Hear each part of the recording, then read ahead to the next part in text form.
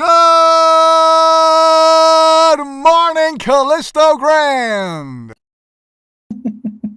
Love it. Oh, good morning, credit controllers, cash foxes, and coffee clubbers. Let's kick off your Thursday. I'm Stefan, streaming live from Hamburg, and with me today, as always, usually, always, is founder and CEO of Callisto Ground. Good morning, sir. Good morning. I'm in Budapest, a very foggy Budapest this morning. Lovely to see you all. Yeah, Hamburg is not foggy, but a little bit of rain, and but already 4 degrees, so spring is on its way, right? Spring is on its way.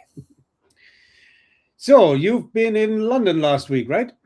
I was, yes. That's why I couldn't sort of connect last week. I was, when we did our Espresso last week, I was standing on a platform of the London Underground, the Tube, and it was difficult to get a connection.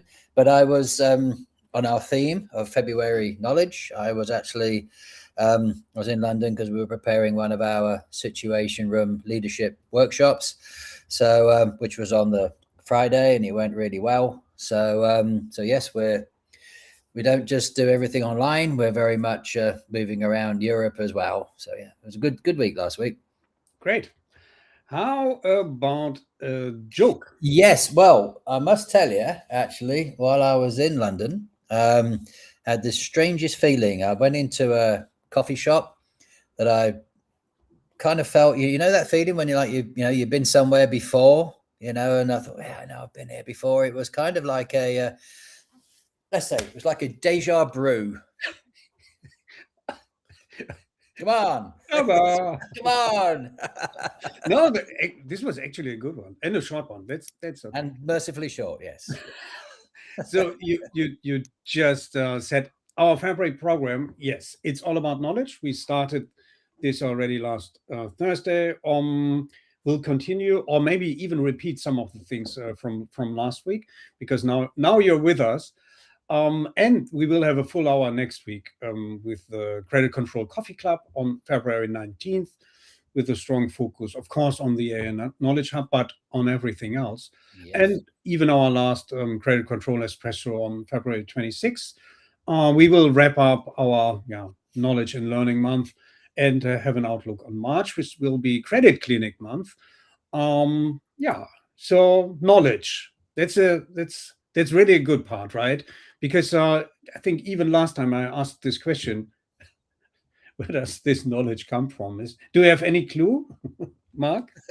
Well, yes, this is the ultimate question, isn't it? But in terms of our knowledge hub that we're putting together, this particular source of knowledge comes from all the learning material we've been gathering in Callisto for since 2012, really. We've been amassing information in video form, PDFs, white papers, also all various forms, our qualification material. So all of this is currently in, shall we say, analog form, but with the use of large language models and AI and so on, we're digitizing all this information, and it's going to be available to all our members, just like ChatGPT and so on, at the press of a few buttons. So a really, really, really exciting innovation that's coming along. We're going to share this in more detail with everybody next week in the coffee club. Yeah, great. I introduced another pyramid on last week. It's called the DIKW pyramid, and there are a lot of versions. If you Google it, you will, let's say, see a lot of colorful pyramids, some with a 4-layer structure, some with an even 5-layer structure. I focused on the classical one, which is the 4-layer structure. And last week, I introduced how it's working, right? How you come from data, because that's what the D stands for, up to wisdom, that's what the W stands for. So data, discrete object facts, observations comprised of symbols or characters, and they actually have no inherent meaning. Whereas information, it's already data with analyzed relationships and connections, and it starts to become useful, let's put it that way. Knowledge is, let's say, a lot of information put in context, so that the information actually provides insight and understanding. This is where the learning comes into play.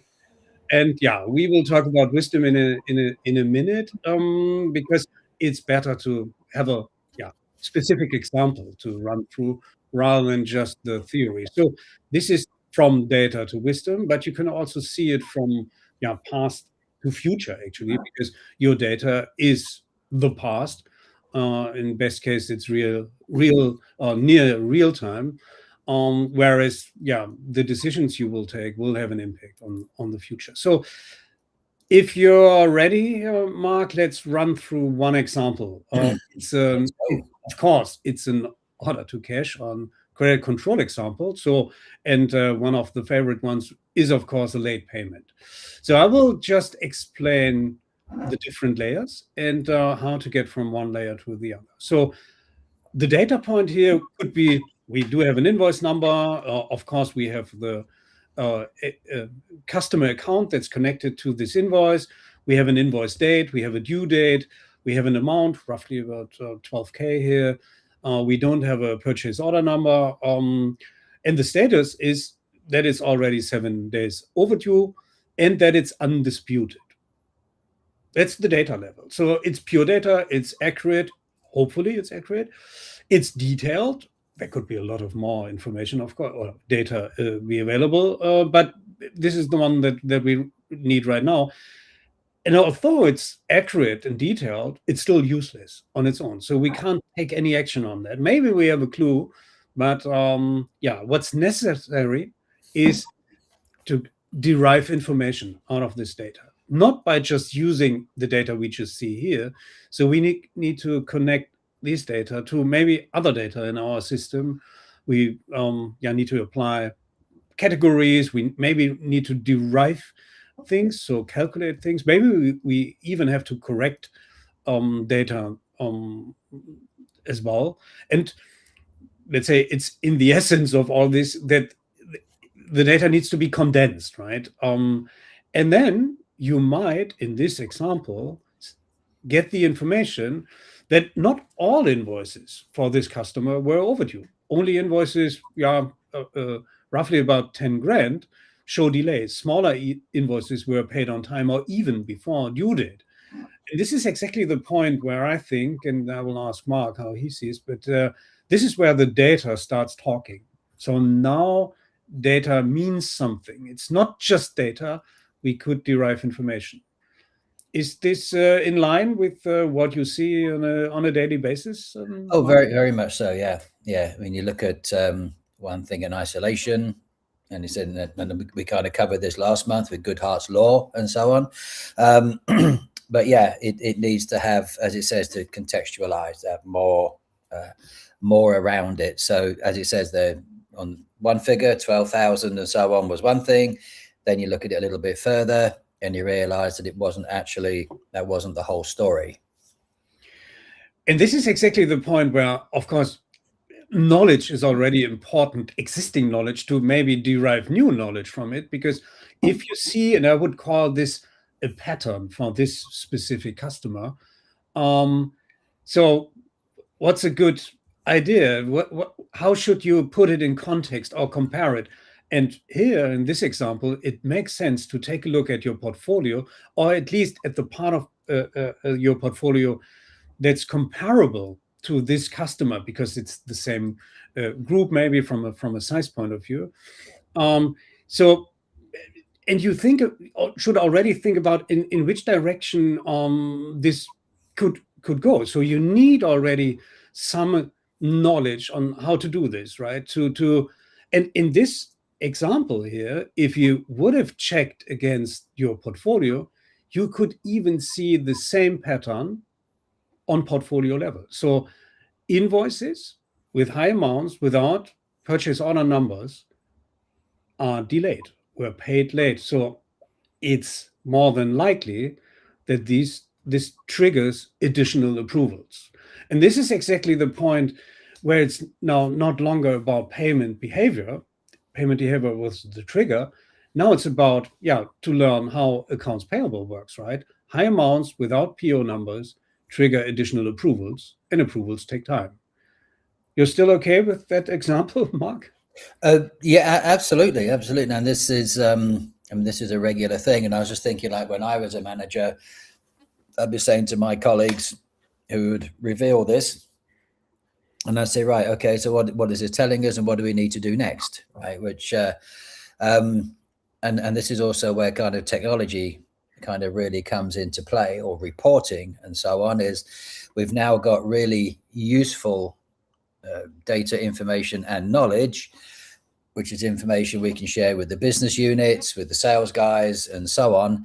That that we're not getting paid for our bigger ticket invoices, and these are the reasons why. This is root cause analysis. This is knowledge. It's all it all kind of runs together. That's the buzzword that I was looking for, root cause analysis. So because the root cause here might be completely different than you might expect if you just take a look at the data with a, let's say, late payment here. So, but still, there is more than one option, but how to take action on this, right? And in this example, if you, let's say, apply the knowledge you already had with this maybe new learning, and reflect upon your values, your credit policy, your beliefs, your risk appetite, and so on. So your wisdom might be here, instead of now sending reminders earlier, escalating faster, and pressuring the customer. In this case, it might be better to ask sales, or to demand from sales, to really request PO numbers for high value orders. And if they can't achieve that because the process has no PO numbers from the customer point, then it might be good for credit control to delay the first reminder, maybe by 1 week, when the amount is high and there's no PO number available, to save the effort of chasing a payment.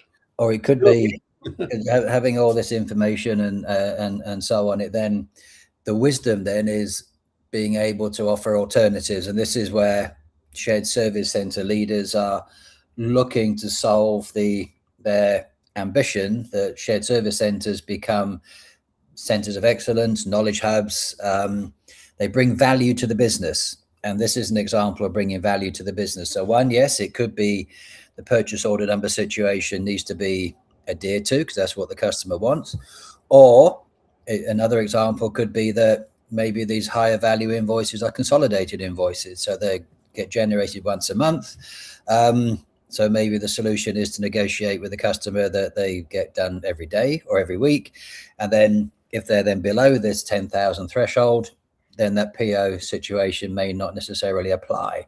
Yeah. So this is an example of bringing value to the business. You're offering a whole range of alternative solutions rather than what's tended to happen historically. Because of being rather silo orientated, you get stuck in those first two lines of just data, process, data, information, process, and not coming up with solutions.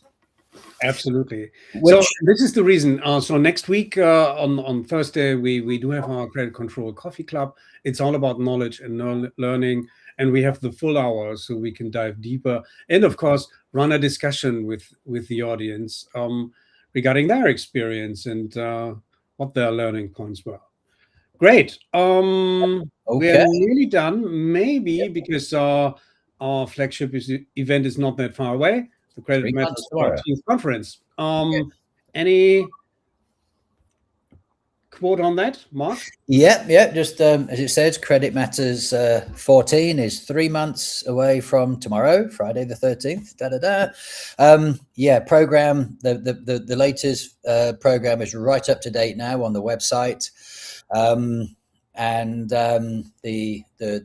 the presenters we got is our strongest program yet. We're covering all aspects of order to cash and much more, not only existing challenges and opportunities, but we're also very much looking to the future as well. So if you want to get ahead in our world, please come and join us. There's only about 35 places remaining. So please come and join us.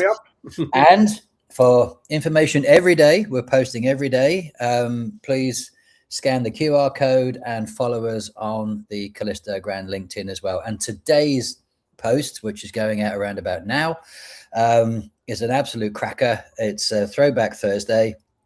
And the video there is from our very first conference. See if you can recognize me.